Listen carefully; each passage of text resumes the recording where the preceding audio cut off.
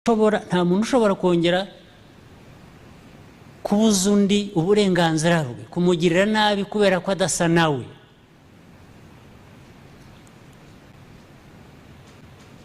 N'aba ngaba bumva ejo bundi batangiye kuvugira ngo interahamwe na FDR ngo abantu bumvikane nabo.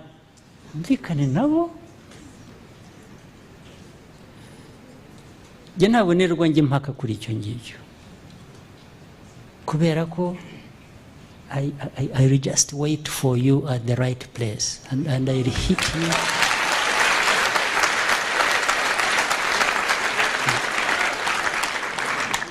Ntabwo rwose njye nta nubwo nanamushubije, ntabwo nigeze njya ariko birazwi ko there is a line that you can't cross.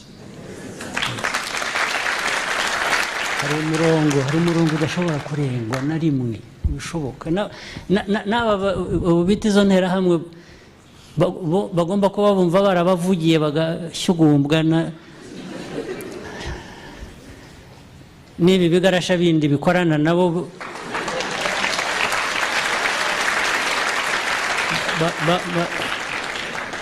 bakumva ko babonye noneho ngo icyaha cyahindutse politiki zabo. They will never know what has hit them. You can't. Hari umurongo utarengwa ntibibaho. Kirazira namwe rubyiruko mubimenye ejo hatazagira ubabeshya.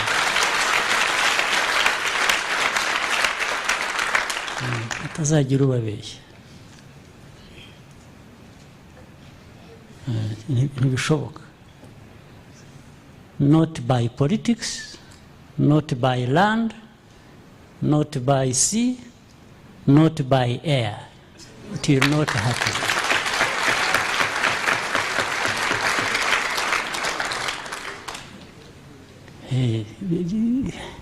So rubyiruko namwe ntimuzarerwe ngo mwumve nabi, ntimukumve nabi, muzumve neza, mube abantu, mube abanyarwanda. Nicyo tubatezeho, abanyarwanda bazima.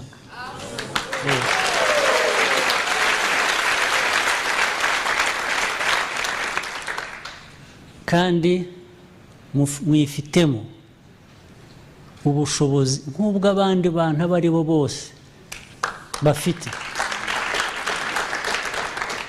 Mufite ubuzima, mufite ubushobozi, mufite ubwenge, mufite amaboko, mwakora ibyo mwifuza gukora, mwakorera igihugu cyanyu kigatera imbere kikaba nk'ibindi bihugu. Murabifite, mureke kubyangiza. Ntimukiyangize, ntimukabyangize. Iyo wiyangije uba ufite icyo wambuye igihugu, turagukeneye. Ntimukiyangize, mujye mumenye ko uru Rwanda rwarababaye. Yazina bankora iki? Baruhora iki? Ariko iyo ufite bashaka kugira icyo baguhora bakurenganya, ugomba kwiyubaka. Wundi ufite icyo gushakamo, afite icyo guhora kitari cyo, ntabigereho. Ntabakwiye kubigeraho. Ikitari mu kuri bakiguhorera iki? Ubwo ni twese baduhora iki? Dukora ibintu bizima ku buryo ntawe udushakamo icyo twiyenzamo ngo agire icyo ageraho. Tukimwime, dukomeze tube abo dukwiriye kubaho. Unagira ngo rero bashimire nanone, ariko tubatezeho byinshi kandi icyo cyizere cyacu ntimucyambura agaciro gifite.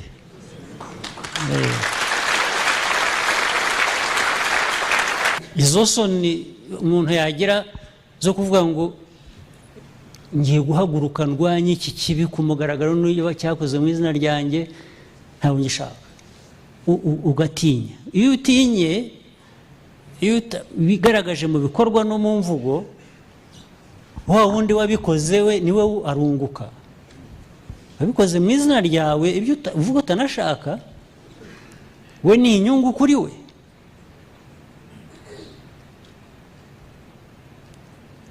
nta mpamvu rero bikwiye kuba byawe urubyiruko rero iyi nshingano twihaye ntimugire ngo iroroshye ariko ni ngombwa ni iya ngombwa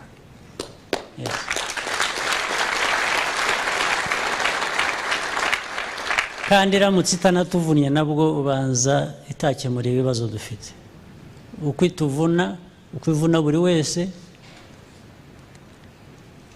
nuko ijyanye n'uburemere bwayo n'akamaro kayo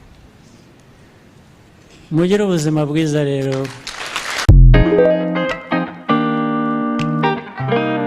uruvuga ngo ntabwo ujya unywa amazi y'umugezi nyakada kagama tugaburira neza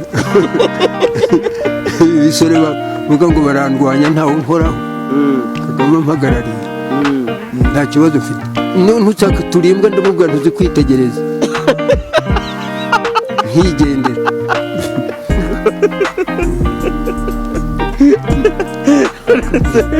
uranzoza ngiye gututse ngo ndimbwa ngo ubigenze ute ndamubwira ntazi kwitegereza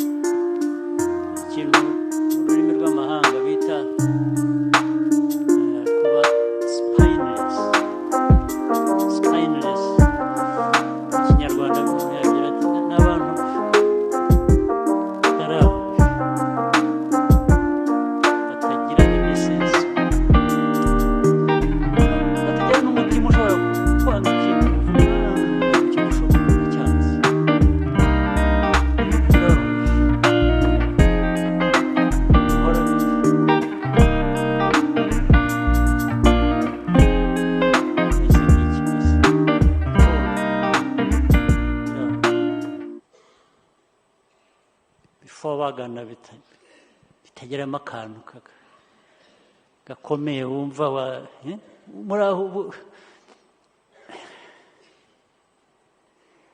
icyo mbivugira hari ugutinya kubwira umuntu ko akora nabi kubera ko bifitemo inyungu ariko hari no gutinya kumubwira gusa kubera ko utinya ntiwabwira umuntu ntiwamureba mu maso ngo umubwire nicyo mvuga ni ikintu kiri aho gifobagana kiri aho abanyarwanda muri aho ni ibintu kuba ndi umwe muri mwebwe birambabaza kubaho utyo gusa uraho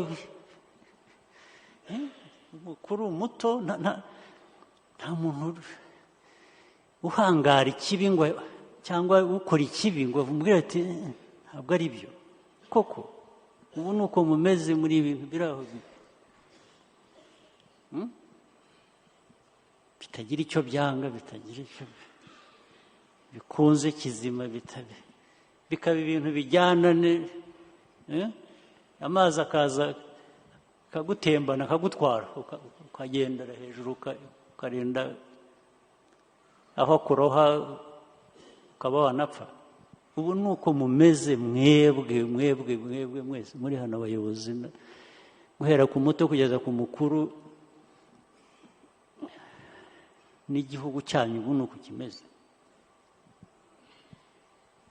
muri abantu bakwicara mu cyondo ntumenye ko ari n'icyondo ukavuga ngo ntakivamo ntajyahagurukamo kikababara kikagira agahinda ukibera mu cyondo nuko mumeze kwerekana ko u Rwanda rwo rwigize indakoreka abari bo mujya kwibaza nibo babishyize hanze ntago ari guverinoma y'u Rwanda ukoresheje ijambo ndakoreka ndeka niyuririreho ko nari natinye kurivuga ariko ubwo urivuze kandi uvugira guverinoma nanjye umpaye uburenganzira cyane nituvuga ijambo ntakoreka murasa nkaho muri rompu muturutse Tanzania mutavuga rumwe na Kikwete abanyarwanda barabirukana ariko buretse gato kumpagaritse se kandi nari mpagurukije imodoka muri rompu ngo dutembure baho bigeze ndagira ngo utibeshye umuhanda Kikwete waritse ukanyandikira maze gukosa aho kundeba ngo ubone ko ngiye kuva peve nayiguhaye rwose kireka nusobanura Kikwete igihe yategekeye n'igihe yaviriyemo ubwo nari nkomeje sawa Kikwete agira ari cy'abanyarwanda barabirukana inkurundura ya Kikwete twese hano twarayumvise abatarayumvise wenda tuzongera tuyibibutse igihe tutaragira dutya nayo hashizeho iminsi biba byikoreje kwa Kaguta Museveni Bugande ivumbi riratumuka mu gishanga turumirwa urumva amazi ahari arakama ibyo bibaho mu gihe Bugande dutangiye abantu batangiye kwita abandi banyise wabo bintu tubona bituje Kongo ariyo twabonaga muri mu kwezi kwa buki ivumbi riratumuka igihe Kongo tutaramenya aho byerekeze bigeze i Burundi ubwo ijambo ntakoreka niturikoresha turaba ntacyo tuvuze wowe nushaka kurikoresha urabona mutari ntakoreka oya kuki abo bantu bose babazengurutse muhora mufitanye ibibazo ni kuki iyo mujya kubaza ikibazo nk'icyo sibyo mugendera gusa ku magambo bavuga ibintu nk'ibi biba byanditse nta n'umwe ujye bizana te dore uko mwigira ntakoreka iyo babasabye ibintu mushyira mu bikorwa ese babangira iki ku gihe bahora bababeshye niwo bivuze ngewe ndagusobanurira ese kuki bababona nk'ababangamye buri munsi ndagusobanurira yuko wenda batuziza yuko twebwe tugerageza gushyira mu bikorwa uko ibintu biba byanditse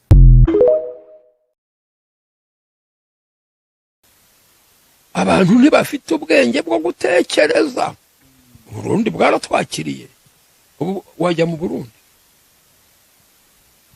Kongo yaratwakiriye wajya muri Kongo Kenya yaratwakiriye nturebe uko bimeze Uganda nturebe uko bimeze hanyuma rero yabanza umbwire aho mwahungira Imana ntabwo gukorera icyo ugomba kwikorera ubwa kwenye hili CDF mimi kama mkuu wa nchi nimechukua lile angalizo ulilotupa la kufanya mchakato wa kuchambua wakimbizi hasa kutoka Burundi na DRC na kwengineko na kuona jinsi ya kuwarudisha. Tumefanya kazi hii kwa kiasi kikubwa kwa kushirikiana na lile shirika linaloshughulika na wakimbizi duniani, lakini ukweli ni kwamba lile shirika nalo sasa limeishiwa nguvu, na kwa hiyo ule moto wa kurudisha wakimbizi kama walivyokuwa wakifanya umepungua. Kwa maana hiyo tutaendelea na mazungumzo ya kisiasa baina yetu na nchi jirani ili tuweze kuona njia bora za kurudisha wakimbizi wale. Na kama ulivyosema, wengine sio wakimbizi, wanaishi kama raia na wanajiona kama ni Watanzania. Kwa hiyo hili kama angalizo tumelichukua na tunakwenda kulifanyia kazi. Wito wangu ni kujimarisha kiteknolojia. Najua kuna gharama, lakini kama serikali tutaona